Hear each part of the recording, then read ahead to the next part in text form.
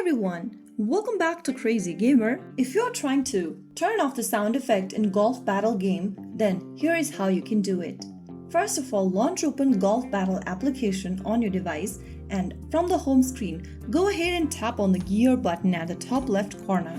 Once you do that, you'll open the options menu where you need to look for sound effects and music options at the bottom. Go ahead and toggle off the button or turn off the sound effect and music option, and you'll then be able to turn off the sound effects and music while playing Golf Battle. This is perfect for quiet environments, sneaky gameplay, or relaxing sessions. So that's how you easily turn off sound effect and music while playing Golf Battle using your Android or iOS. If you found the video helpful, don't forget to like, share, and subscribe to our channel. I will be back again in the next video.